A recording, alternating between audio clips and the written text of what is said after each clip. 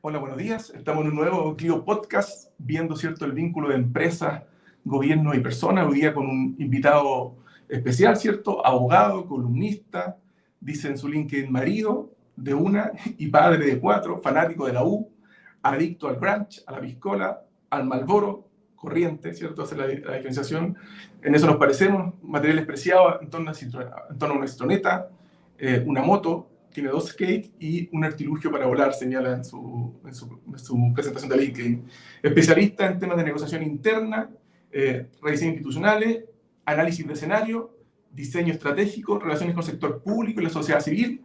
Tenemos con nosotros, ¿cierto?, un amigo de la casa en estos tiempos, a Jorge Pirincho Navarrete, con nosotros. Pirincho, ¿cierto? Como me dijo la última vez que nos conocimos, que lo voy a denominar. Así que muchas gracias, Pirincho, por aceptar esta invitación, venir a conversar un rato sobre empresas y sociedad a este podcast. Gracias a ti, Gaspar, pues encantado de poder acompañarlos hoy día. Oye, bueno, quiero un poco conocer tu opinión, que nos puedas compartir, ¿cierto?, en torno a tu rol de asesor, de directorio, de empresa. ¿Qué cambios tienen que generar las empresas para poder conectarse mejor con sus comunidades? ¿Cómo ha evolucionado eso en los últimos 5 o 6 años? ¿Y cuál es tu visión al respecto? A ver, yo creo que efectivamente, Gaspar, ha habido una evolución y un esfuerzo de muchas empresas de industria y sectores de conectar con las comunidades, con sus proveedores, con los clientes, con el entorno, ¿no? Y sin embargo, debo confesar que soy algo crítico respecto a la rapidez y profundidad y a ratos de la orientación de estos esfuerzos. Eh, lo voy a decir de la siguiente manera.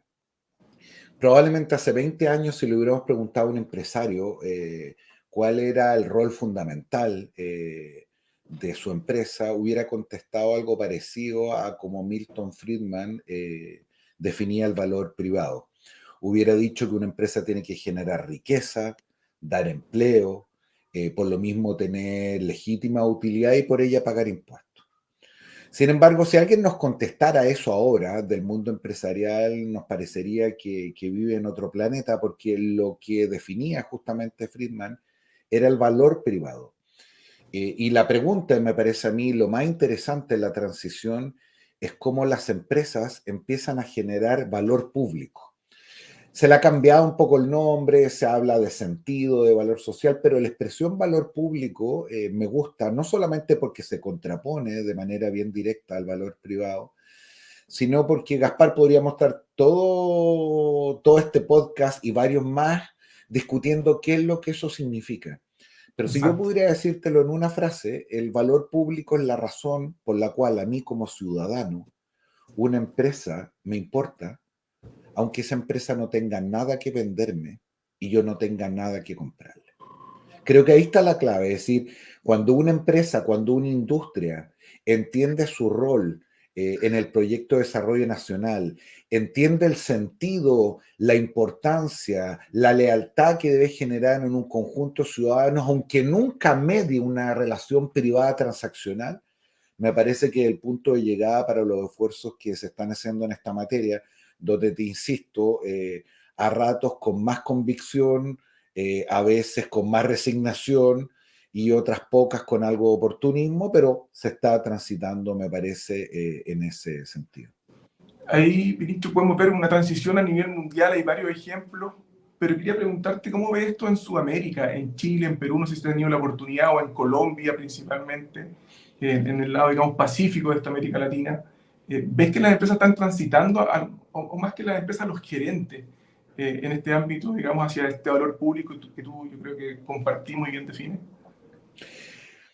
Hay aquí una ecuación de esa conversación que es un poco más rara. Me voy a ir un poquitito más atrás. En las relaciones norte-sur, digámoslo, por ponerlo en términos planetarios, países desarrollados, países subdesarrollados, ha subyacido los últimos 30 años una polémica respecto de por qué los países que todavía tienen un tremendo potencial, deberían igualar sus estándares en materia de sustentabilidad, de protección del medio ambiente, de relación con las comunidades y de tantas otras medidas que se han ido abordando, a diferencia de lo que hicieron los países del norte, que por ejemplo explotaron sus recursos naturales sin Exacto. ninguna piedad y ahora, y solo ahora, cuando esto empieza a ser una preocupación mundial, pudiera empezar a exigírsele lo mismo a países que están en otro lugar de la carrera. Y yo creo que esta discusión ha tenido mucho la actividad empresarial, especialmente en países como Brasil, en América Latina, en países como Perú, en países como Argentina. Y sin embargo, yo en general creo que hay una buena comprensión de lo que he visto en algunos directores y gerentes fuera de Chile, de que asumir estas obligaciones es una cuestión absolutamente insoslayable. Es decir, uno no puede competir en el mercado mundial internacional, sino justamente en el marco de cumplimiento de ciertas obligaciones. Y la pregunta relevante entonces es cómo se paga en algún sentido ese costo, es decir, cuál es la contratransacción que esas empresas, que esas industrias, pero sobre todo que esos países tienen por asumir estas obligaciones que a lo menos no le deberían haber correspondido si uno los compara con los países del norte a su nivel de desarrollo. Sí, ahí quería preguntarte un poco, Pirincho, ¿tú cómo ves que este ingreso ha sido hacia la empresa a través de los directorios? Porque nosotros en Clio, digamos, lo que intentamos hacer es cambiar ciertos procesos de negocio, ¿cierto? Para que en fondo estos cambios sostenibles no vayan por al lado, no vayan, ¿cierto?, en apoyo a ciertas fundaciones, no vayan en apoyos, digamos, que están fuera del core business del negocio. Y que ese negocio se relacione con distintos stakeholders, generando valor público, tal como tú lo señalas. Y nos pasa mucho que cuando esta visión no ingresa desde los directorios o desde los gerentes, cuesta mucho bajarla a nivel de la operación de la empresa. ¿Cómo tú lo has visto últimamente, digamos, en esa evolución también? ¿Y cuál es tu opinión al respecto? Si efectivamente esto está ingresando solamente por los directorios o tú ves esfuerzos donde hay efectivamente capas inferiores a las compañías donde esto se está tomando. A ver, mi experiencia, Gaspar, muestra o confirma lo que tú dices, que si no se entra desde arriba es muy difícil lograr un cambio organizacional y sobre todo cultural de lo que estamos hablando. Ahora, la razón de aquello no es que los directores sean personas más sensibles necesariamente, más comprometidas con el entorno, sino por una cuestión más o menos obvia, y es que finalmente muchos de las personas que trabajan en una determinada empresa siguen ciertas directrices, orientaciones, preocupaciones o prioridades que son justamente definidas más arriba. Y en algún sentido ese mandato que se da desde ahí es el que efectivamente se debe cumplir a partir de los términos de referencia contractuales que tengan gerentes y muchos de los trabajadores. Entre otras cosas también porque aunque hubiera una gran sensibilidad, digámoslo, en los bandos medios, probablemente se enfrentan a la dificultad de no tener las atribuciones o de que estas ideas innovadoras respecto de lo que son las inercias de ciertas empresas requieren muchas autorizaciones. Es un camino más difícil el de subir que el de bajar. Y en ese sentido, creo que efectivamente permear en quienes tienen labores directivas y ejecutivas más altas en cualquier empresa o industria es una manera de transitar este camino de forma más rápida. Lo que no garantiza el éxito, porque lo que sabemos, especialmente respecto a las inercias, a una falsa seguridad de querer seguir haciendo más o menos siempre lo mismo, lleva a que los principales cambios sean, como te decía antes, más bien de carácter cultural, que tiene que ver con una manera de entender el negocio, con una manera de no hacer algo lateral, de no hacer algo accesorio, sino de que pensar su trabajo, su negocio de una manera distinta. Y esto lo hemos aprendido a sangre, sudor y lágrimas, pero no solo en el mundo público, en el mundo privado a ratos lo más objetivo es lo subjetivo. Y por lo tanto, las percepciones que se tienen de nosotros, el cómo nos relacionamos con nuestros clientes, el si esto le hace o no le hace sentido, bueno, eso se refleja de manera bastante dura en la tabla Excel de final de año de los EBITDA, y si es que efectivamente los ingresos son mayores que los gastos. Cuando uno logra entender eso, probablemente incluso una mirada estrictamente de negocio, este tránsito es más fácil. Exacto, ¿no? Estás completamente de acuerdo en eso. Y quería, tú lo tocaste ahí, algo del mundo público. Tú has visto el mundo público por dentro también, ¿cierto? Hoy día está muy vinculado a los temas privados. ¿Cómo se empiezan a conectar estos mundos para generar este valor público en la empresa, pero también que aporta a esta sociedad? ¿Cómo es esa conexión? ¿Cómo tiene que darse en términos estrictos, cumpliendo obviamente el rol que le compete a cada mundo, privado y público? Mira, aquí Gaspar sí que hemos sufrido, a mi modesto modo de entender, un grave retroceso. Lo voy a decir de la siguiente manera. Si yo tuviera que descifrar el secreto del éxito de Chile, de lo que se ha denominado los 30 años, podría echar mano a la expansión del proceso educacional, podría echar mano quizás también a la masificación del acceso al crédito, pero hay una cuestión fundamental que nos permitió lograr en 3 décadas lo que probablemente en otras condiciones no hubiera tomado varias generaciones, y que transformaron esos 30, esos 25 años, sin lugar a dudas, los más virtuosos en la historia de Chile. Y esa fue justamente la colaboración pública-privada en la expansión y multiplicación de la política pública, que hubiera hecho imposible de llegar a los rincones, a los lugares y en la profundidad con la que se llegó simplemente por la acción del Estado. Fue esa colaboración pública-privada lo que permitió políticas públicas en materia de educación, en materia de infraestructura, en materia de vivienda, en materia de salud, y que llevó, entre otras cosas, a una de las cuestiones que a ratos se nos olvidan, pero debería ser nuestro principal orgullo de la transición, que fue reducido casi 20 puntos la pobreza en Chile en no menos de 15 años. Y eso se quebró. Ese pacto, esa confianza se rompió. A resultas de varias cuestiones, tuvimos amargos y dolorosos procesos de corrupción, de abuso en contra de los ciudadanos, de colusión, de maltrato hacia lo público, que están en una parte de la explicación. Tuvimos también una mirada recelosa del lucro, de la legítima utilidad y del rol que podían tener estas empresas en el cumplimiento de funciones públicas, nunca mejor dicho, por la otra parte. Y creo que ahí tenemos una materia pendiente. Podremos largamente discutir cuáles son los términos de referencia de ese contrato o de ese trato, pero recuperar esa alianza se hace absolutamente indispensable. Y para qué decir, después de lo que hemos transitado en estos 4 años, desde el estallido social a este segundo fracaso en poder tener un nuevo texto constitucional. Sí, es que en el fondo hacia allá quería ir. Hay cierta desconfianza. Comparto que la globalización, ¿cierto? La ciencia, el avance de la ciencia, ha hecho que la globalización de cierta forma transforme todo el orden social y económico que tenemos, no solamente en Chile, también en el mundo.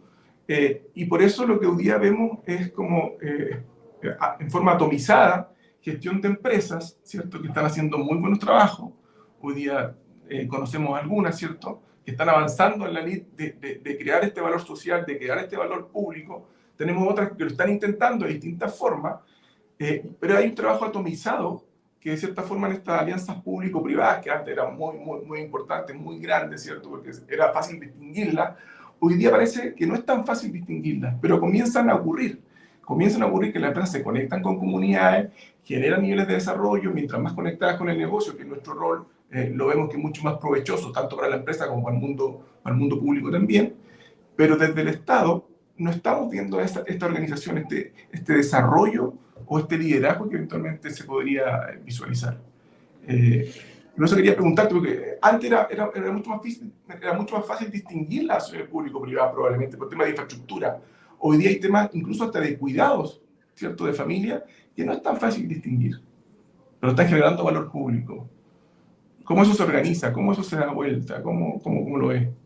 ¿O si Bueno, estás de acuerdo? lo primero que tendría que apuntar es que asistimos a un par de años donde el tener esperanza en esa mayor coordinación se ha transformado básicamente en una quimera, una tragedia. Piensa lo siguiente, todo el escándalo vinculado a las fundaciones, a los convenios.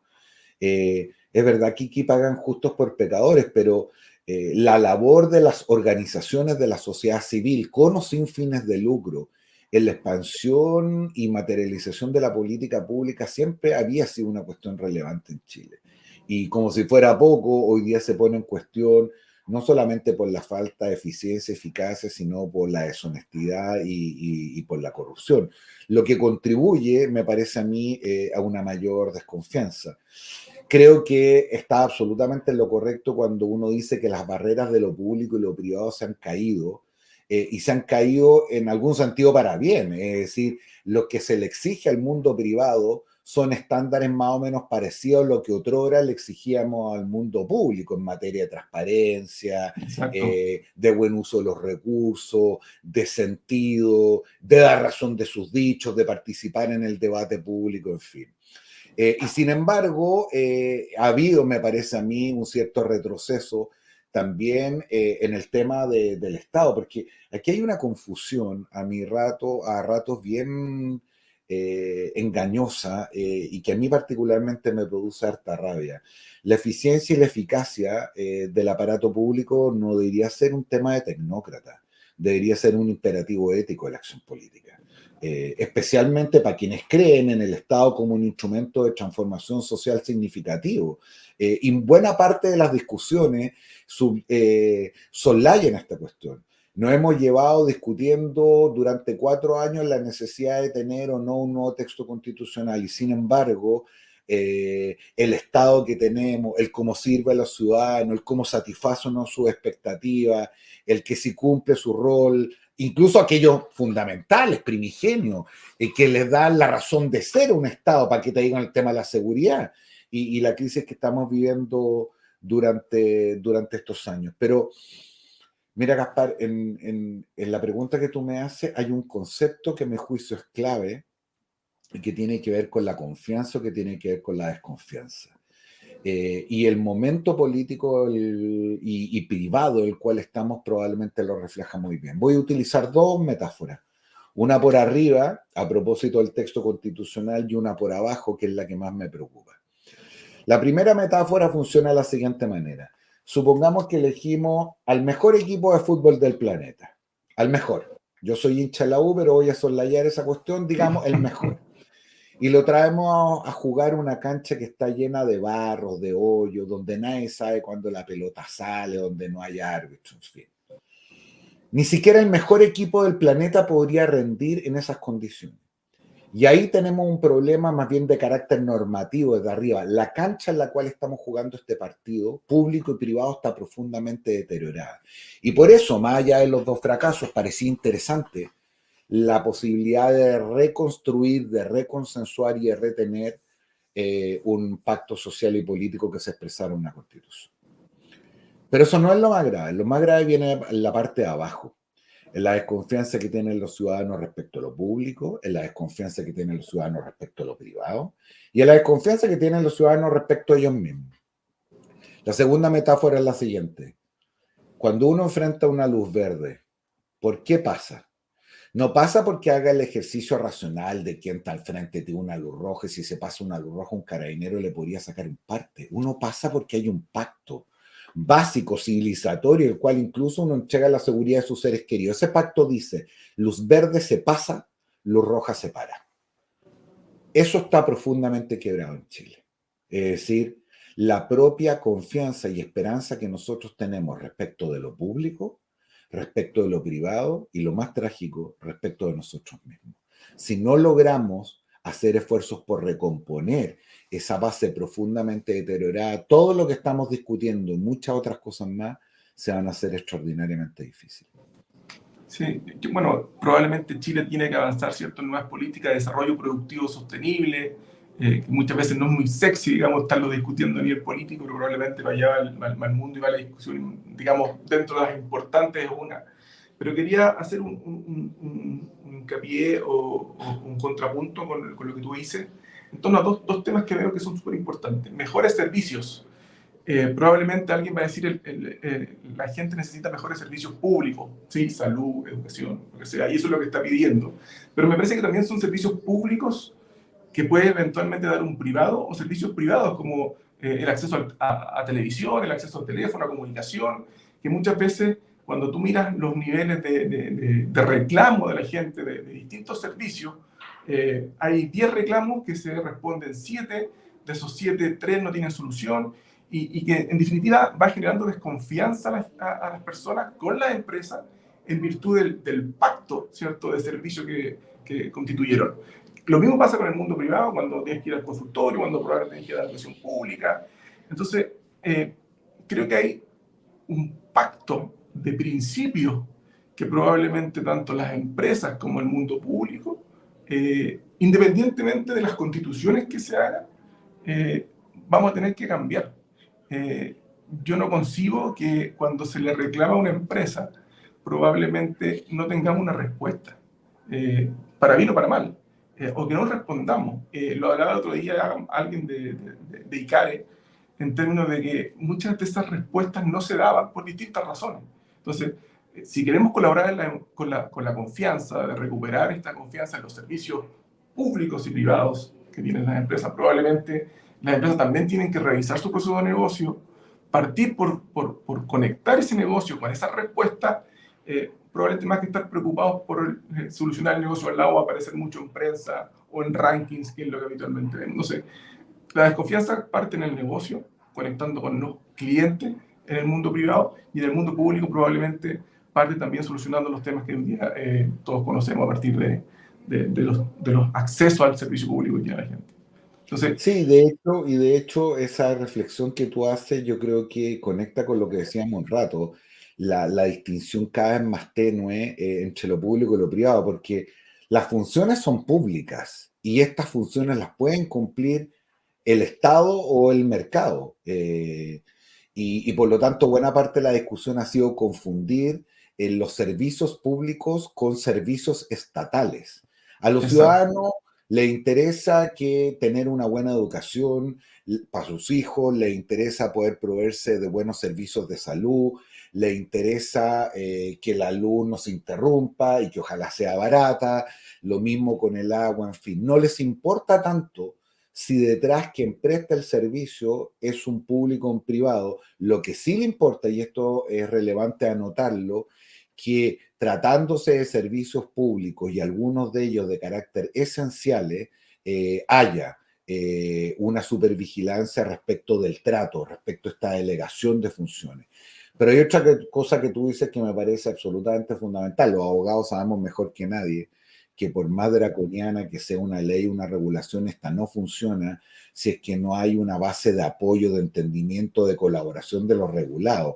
Da lo mismo con una nueva ley del CERNAC o las penas del infierno en un otro sentido, si es que no hay una comprensión, una valoración. Por ejemplo, el ejemplo que tú ponías ahí de las propias empresas, de la importancia de estar presente con sus clientes, de acompañarlos, de atenderlos, de resolverles los problemas y cuando no puedan, de decirles por qué no están en Exacto. condiciones de resolverlo. Siguiendo con la metáfora del semáforo, si un día nos volviéramos todos locos y no empezáramos a pasar las luces rojas, no habría carabineros ni leyes que pudieran resolver esa cuestión. Esto funciona sobre la base de la lealtad, del compromiso y del apoyo de quienes entienden que esto tiene una utilidad más allá de la ley, la sanción o la fiscalización. Ahí, Pirincho, y como para ir terminando también, preguntarte, ¿qué nos compete a nosotros como ciudadanos, como profesionales, como actores de una sociedad que quiere cambio desde el mundo en el que estamos? En nuestro caso, ¿cierto? Incluido trabajando por este vínculo, mejorando procesos en las compañías, evaluando proyectos en el mundo público. Pero desde tu punto de vista, ¿qué se requiere desde el mundo más civil, más personal, no tan empresarial probablemente? A ver, lo voy a decir de la siguiente manera, quizás estoy exagerando, pero si hay algo bueno que ha ocurrido durante estos 4 años, es que tenemos una ciudadanía mucho más politizada en el buen sentido de la palabra. Nos dimos cuenta de que era una idea muy estúpida pensar que la política discurría como en piloto automático mientras cada uno de nosotros podía desarrollarse en términos personales o profesionales. Aprendimos que la política era una cuestión demasiado relevante para dejársela solo a los políticos profesionales. E incluso, que estábamos hablando hace un rato, América Latina es un buen ejemplo de cómo los más tristes experimentos, las peores tragedias fueron siempre, pero siempre antecedidas de un momento donde los ciudadanos se retiraron del espacio público institucional y dejaron en manos de pocos decisiones que nos conciernen a todos. Por supuesto, no estoy pidiendo que todos los ciudadanos seamos candidatos a algo o representantes políticos, sino que cumplamos a cabalidad esa vieja idea de que somos parte de una comunidad y por lo tanto somos responsables de sus resultados en nuestros distintos ámbitos, con nuestra familia, con nuestros amigos, en nuestros lugares de trabajo, en el cómo nos comportamos en el mundo personal o empresarial, también es un reflejo de lo que se vive en términos más comunitarios colectivos. Los argentinos tienen una frase que me carga, pero a ratos la empiezo a creer para Chile, y es que uno tiene los gobernantes que se merece. Yo de verdad creo que nosotros no nos merecemos los gobernantes que a ratos tenemos, de lado y lado. Pero eso debe expresarse de mejor manera en una sociedad comprometida, mucho más activa, más ciudadana, más política, y que se hace cargo de bien o para mal, de lo que finalmente nos va a afectar a todos y no solamente a algunos.